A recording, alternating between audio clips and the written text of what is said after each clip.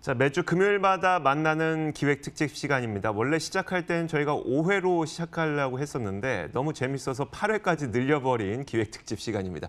인도에서 투자의 기회를 찾아보는 매주 금요일마다 만나는 시간이죠. 인도포럼 신시열 운영위원장과 함께 이야기 나눠보겠습니다. 어서 오세요. 네, 반갑습니다. 네, 안녕하세요. 네.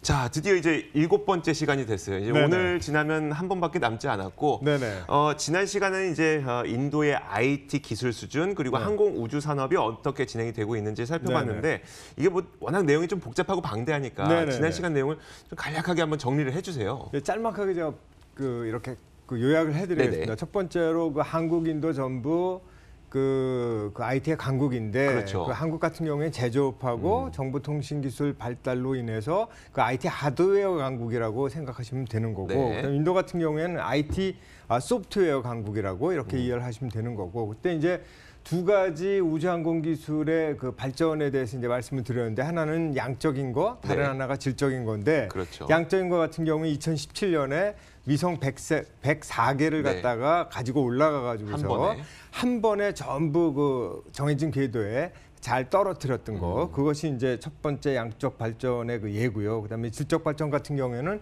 2016년도 9월 말에 이제 C-35라는 로켓을 발사를 하면서 8개 위성을 갖다가 가지고 올라가서 그중에서 6개는 저궤도에 이제 안착을 시키고 그다음에 다시 더 높이 올라가서 고궤도에 나머지 2개를 갖다가 안착시켰던 그런 케이스를 이제 말씀드렸고 마지막으로 이제 그 화성 탐사선 망갈리안 얘기를 드렸는데 3가지 의미가 있다고 그렇게 말씀드렸습니다. 아시아 최초였고 전 세계에서 4번째로 화성 탐사를 성공을 했고 그다음에 단 한 번의 시도로 성공을 시켰던 그런 케이스. 그다음에 저 같은 경우에 이제 비즈니스맨이니까 가장 이제 그 임프레시브했던 것이 그 가성비가 끝판왕이었다. 다시 말해서 얼마였죠? 그게 7,500만 달러였었는데 동일한 그 비슷한 그 미국의 그 화성 탐사선 메이븐이 들인 비용이 6억 7,100만 달러였었으니까 한 10분의 1 비용밖에 들이지 않았거든요. 10분의 1로 한 번에 성공했다. 그렇죠. 그래서 가성비의 끝판왕이라고 제가 말씀을 드렸습니다. 이게 우리나라에 주는 시사점을 좀 생각해 본다면요. 우리나라의 시사점은 특히 우리 그 한국 정부의 그 우주 항공 기술에 관심이 많으니까 시사점이 있을 것 같은데요. 이제 돌이켜보면 지난 2013년 1월 달에 우리가 이제 삼수 끝에 나로를 갖다가 3차 시도에서 성공을 시켰잖아요. 근데 그때 이렇게 보면은 그 기간이 이제 11년 정도가 걸렸고 그다음에 이제 비용도 한 8천억 원 정도 들었으니까 방금 전에 제가 7,500만 달러 화성 탐사선이 소요가 됐다 그랬는데 그렇게 따지면은 지구 궤도에 나로가 삼수 끝에 올리는데 한 8천억 원 들었는데 그 10분의 1 비용으로 인도 같은 경우에는 화성 탐사선을 갖다가 화성의 궤도에 안착시킨 거니까 차이가 많이 나는 거죠. 제가 이제 그 말씀을 왜 드리냐면은 여러 가지로 봤을 때 예를 들어서 우리나라는 수출로 먹고 사는 나라인데 우리가 이제 그 보면은 그 인도가 그 무역 적자가 우리 한국하고의 관계에 있어서 무역 적자가 한 11조 원 정도 되거든요. 그래서 우리가 수출을 갖다가 이제 활성화시키려면은 뭔가 그들이 좋아하는 걸 갖다가 우리가 받아들이고 활용을 해야 되는데 그런 의미에서 발전된 우주항공 기술을 인도의 우주항공 기술을 우리가 받아들여서 활용을 하게 되면 우리도 반대로 이제 우리 그 수출 갖다가 조금 더 무역 적자가 있음에도 불구하고 이렇게 늘릴 수 있지 않을까 하는 그런 윈윈 관계가 성립될 수 있을 것 같아서 말씀드렸습니다. 네, 알겠습니다. 자, 지난 시간에 저희가 전해드렸던 내용을 좀 한번 정리해보고 복습을 해봤고요. 이번 시간에 준비된 내용은 인물에 대한 이야기입니다. 전 세계에서 아주 내노라 하는 기업들의 수장을 맡고 있는 아주 영향력 있는 인물들이 또 인도 출신인 분들이 굉장히 많습니다. 3명을 꼽아봤습니다. 저희가 뭐 3위부터 들으면 나중에 꼭 시간 모자라서 1위 못 들어요. 그래서 오늘은 1위부터 한번 들어볼게요. 1위 어떤 인물을 꼽으셨어요? 마이크로소프트의 그 사티아 나델라 CEO를 갖다가 저희가 이제 꼽을 수가 있고요. 사티아 나델라 같은 경우에는 2014년 2월에 전임 그 스티브 발머, 빌 게이츠의 친구 스티브 발머를 갖다가 이제 바톤 터치를 했었고 이렇게 돌이켜 보면 2014년이라는 시기가 보면은 이제 PC에서 모바일로 급변하던 그 시기였었습니다. 그 IT 트렌드가. 그래서 이제 애플 같은 경우에도 2007년, 8년에 가지고서 아이폰이 나오고 구글도 안드로이드 그 OS가 나오면서 굉장히 급부상을 했었고 아마존이 원래 온라인 서비스인데 실제로 그때 보면은 클라우드 서비스를 갖다가 이렇게 그 강자로 자기네들이 스스로 자리매김을 하게 됐던 그런 시기인데 그때까지도 마이크로소프트가 윈도우에 그 천착을 하고 있었거든요. 그래서 많은 사람들이 마이크로소프트는 그 죽어가는 거인이다. 맞아요. 그런 얘기 했었어요. 그때. 네, 그렇게 좀 많이 그 간주가 됐었거든요. 근데 이제 14년에 사티아 나델라가 들어오면서 많이 바뀌었습니다. 그래서 모토가 일단 모바일 퍼스트, 클라우드 퍼스트로 바뀌면서 클라우드 서비스 같은 경우만 하더라도 그냥 그 데이터 저장 공간만 준 것이 아니라 그 윈도우하고 오피스 365 같은 다른 소프트웨어 애플리케이션하고 이렇게 통합으로 소프트웨어를 제공을 했고 그러면서 당연히 이제 AWS하고 차별화를 하게 되는 거죠. 그다음에 2013년 말에 기억하실지 모르겠습니다만은 그 노키아를 갖다가 인수를 했다가 나중에 그걸 갖다가 과감하게 버리고 포기를 하고 마이크로소프트가요. 포기를 하고 그 선택과 집중을 하는 자기네들이 본래부터 잘할 수 있는 그러니까 폰 사업은 좀 다르잖아요. 그렇죠. 그건 제조업이라고 봐야 되겠죠. 제조업이라고 볼 수가 있으니까 그래서 그런 선택과 집중을 했었고 나중에 보면 이제 리눅스하고도 애플하고도 구글하고도 애플의 iOS, 구글의 이제 안드로이드에서도 리눅스에서도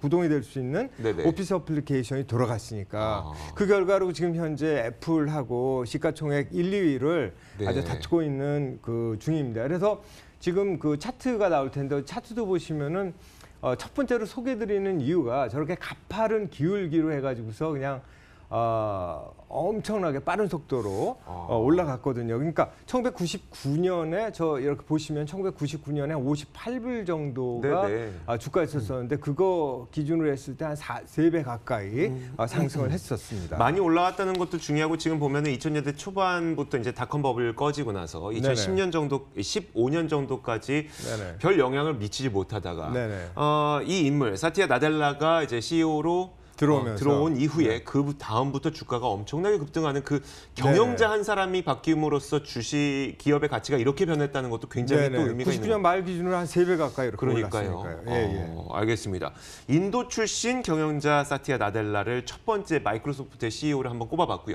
두 번째 인물은 또 역시 구글의 순다르 피차이 CEO를 생각할 수가 있겠는데 마침 2019년 이번 3분기 실적이 나와서 이렇게 보면은 매출액이 한 405억 달러 정도를 했고 전년 동기비해서 한 20% 성장한 수치고 그다음에 이제 영업이익 같은 경우에도 이제 92억 달러니까 한 10.4% 전년 동기비 오른 거거든요. 이렇게 큰 거대 기업이 매출을 20% 이익을 막 10%씩 올린다는 것도 참 어마어마한 거죠. 그 퍼포먼스입니다, 사실은. 근데 다만 이제 장기 투자 손실로 해서 뭐 자율주행 서비스라든지 순이익이 시장 예상치를 갖다가 한 18% 정도 이렇게 하회를 했는데 사실은 직전 분기, 2분기의 그 순이익 같은 경우에는 전년 동기비 대비해갖고 한 211%, 그러니까 2.1배가 올랐기 때문에 연간으로 보면 순이익도 양호한 수치로 나올 것이다라고 시장의 그 분석가들이 애널리스트들이 그걸 생각을 하고 있고 그래서 구글 주가 추이를 보면은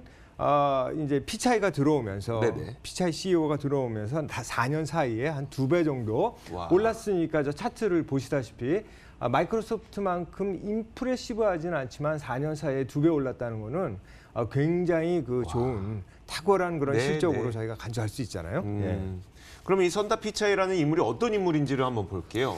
선다르 피차이가 이제 1972년생이고 첸나이에서 태어나가지고서 인도의 그 공대인 그 IIT 공대를 졸업했는데 이런 얘기가 있습니다. 인도 IIT 공대를 떨어지면 미국의 MIT를 간다. 근데 그 얘기는 이제 인도 왔다 갔다 하는 사람들이 흔히 얘기를 하는 그런 얘기거든요. 최고의 그 공대입니다. 그리고 이제 2004년에 구글에 입사를 했고 이제 CEO가 된 건 2015년도 8월입니다. 그리고 그 자주 쓰시는 그 크롬을 개발한 사람이 저는 크롬만 써요. 크롬만 쓰세요. 이분이에요? 그분이 그러니까 피차이가 이제 크롬을 본격적으로 개발한 장본인입니다. 알겠습니다. 구글의 선다 피차이 저희가 두 번째 인물로 꼽아봤습니다. 시간 딱 맞겠네요. 마지막 세 번째 인물 공개해 주시죠. 세 번째 인물이 이제 펩시 회사의 인드라 누이 CEO인데 인드라 누이는 이제 94년에 펩시코를 입사를 해서 CFO를 거쳐갖고 2006년에 네. CEO가 됐거든요. 근데 그때 되면서 이제 펩시의 근본적인 체질 개선에 이제 힘을 썼고 네. 12년간 이제 진두지휘를 하면서 이제 잘 아시는 피자헛이나 네. KFC나 타코벨, 그 멕시칸 푸드, 네. 타코벨 같은 회사의 브랜드를 스핀업을 시키면서 스핀업을 시키면 자금이 확보가 그렇죠. 되니까 네. 확보된 자금으로 트로피카나하고 주스 회사하고 네. 그다음에 이제 그 게토레이 스포츠 음료를 갖다가 가져왔죠. 그러면서 이제 코카콜라를 압도하기 시작했는데 조금 자세하게 보시면은 트로피카나 같은 경우에 주스 시장의 마켓쉐어가 한 44% 정도 됐었었는데 네.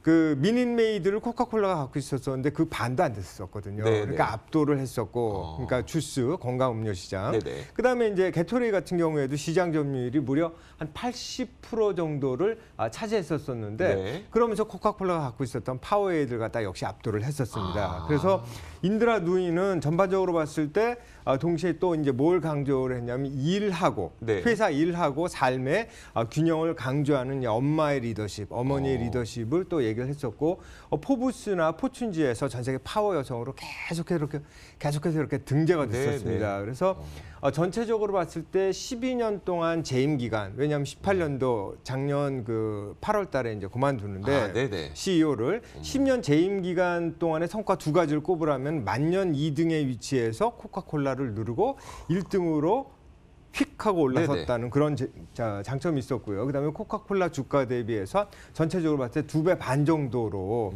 수준을 유지를 했다. 그래서 차트를 보시면 한 2배 반 정도 그러네요. 재임 기간 동안에 올려놨습니다. 와, 예. 알겠습니다. 인드라 누이, 네. 참 따뜻한 누이처럼 그런 느낌이 나는데 네네. 지금까지 말씀해 주셨던 이 인드라 누이, 순다라 피차이, 그다음에 샤티아 나델라 이 세 명의 공통점은 뭘까요? 공통점이 이제 있습니다. 이렇게 보시면 됩니다. 인도에서 나고 잘하고 인도에서 대학 교육까지 마친 후고 네. 그다음에 그 후에 이제 미국을 건너갔는데 자세히 보시면은 그 자유롭게 영어를 구사를 하고 다양성을 수용을 하고 통합하는 이 그 힘을 갖다가 발휘를 했었습니다. 그래서 그 인도가 22개 공용어가 있었으니까 뭐 민족 집단도 다양했을 거 아닙니까? 그러니까 마찬가지로 다국적 기업도 보시면은 다양한 국적과 인종과 언어를 수용을 해야 되거든요. 이제 그런 상황들 갖다가 수용을 하면서 통합하는 힘을 발휘를 했었던 것이 공통점이었다. 이렇게 보실 수가 있겠습니다. 알겠습니다. 예. 자, 이렇게 전 세계의 가장 큰